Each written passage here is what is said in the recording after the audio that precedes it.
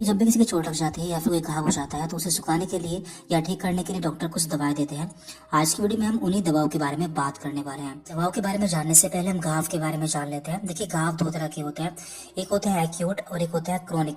Acute wound ऐसे wound होते हैं जो कि हाल फिलहाल में हुए हों या फिर इन्हें हम नए घाव भी कहते हैं। क्रोनिक वुंड ऐसे वुंड होते हैं जो कि किसी को 6 हफ्ते या फिर उससे पुराने होते हैं। एक्यूट वुंड के एग्जाम्पल है ट्रोमा, यदि किसी को चोट लग जाती है, बाइट कुछ काट लेता है, बर्न कोई जल जाता है, या फिर सर्जिकल ट्रोमा यानी कि सर्जरी के बाद जो घाव हो जाते हैं तो उन्हें भी हम एक्यूट वुंड के अंदर रखते हैं।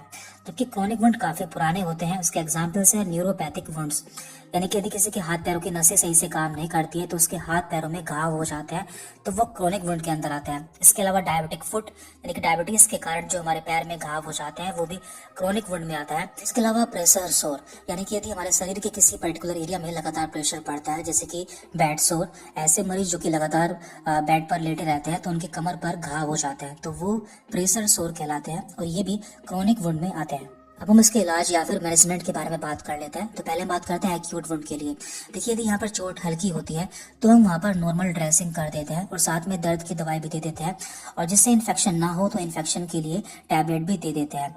क्रोनिक वुंड में हम क्या करते हैं, देखिए यहाँ पे हमें जो कोज होता है उसे ट्रीट करना होता है। तो ट्रीट द कोज यानी कि जो कारण है, जैसे कि किसी को डायबिटीज है तो डायबिटीज के कारण उसके पैर में घाव है तो यहाँ पर हमें उसकी डायबिटीज को ठीक करना होगा या फिर डायबिटीज को कंट्रोल करना होगा।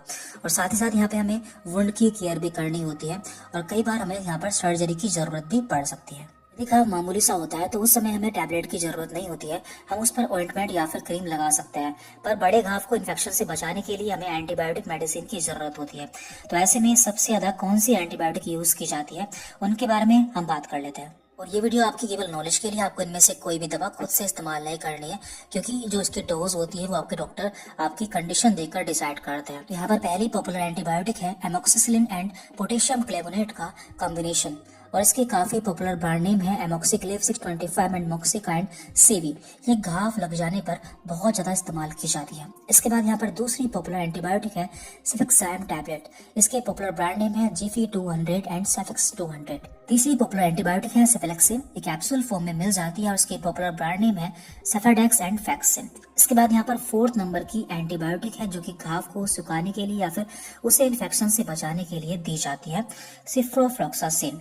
तो ये भी काफी पॉपुलर है और इसके काफी पॉपुलर ब्रांड नेम है सिफ्लॉक्स एंड फ्लॉक्सिन। इसके बाद यहाँ पर है सेफ्लॉक्साम टैबलेट, तो ये भी काफी ज्यादा इस्तेमाल की जाती है जब किसी के बहुत गहरा घाव हो जाता है या फिर जो घाव होता है वो काफी बड़ा होता है तो उस समय इस टैबलेट का इस्तेमाल किया जाता है। और इसके काफी पॉपुलर ब्रांड नेम है सेफाकाइंड एंड सेफ्टम, तो ये इन नाम से आसानी से मेडिकल स्टोर पर मिल जाती है। अब बात कर लेते हैं हम ऐसी टैबलेट के बारे में, यदि किसी की चोट लग जाती है और साथ में उसके वहाँ पर सूजन भी होती है या फिर किसी की सर्जरी हो जाती है तो उसके बाद उसके घाव पर सूजन हो जाती है तो उस समय कौन सी टैबलेट का इस्तेमाल किया जाता है। तो इसके लिए ट्रिप्सिन काइमोट्रिप्सिन टैबलेट का इस्तेमाल किया जाता है और इसके काफी पॉपुलर ब्रांड नेम है काइमोसिप एंड काइमोरोल 40, तो ये इसी नाम से मिलती है। तो ये सभी दवाएं ऐसी दवा है जो कि घाव को सुखाने के लिए या फिर घाव को इन्फेक्शन से बचाने के लिए दी जाती है। तो ये वीडियो केवल आपकी इन्फॉर्मेशन के लिए, आपको खुद से कोई दवा इस्तेमाल नहीं करनी है। Thank you very much.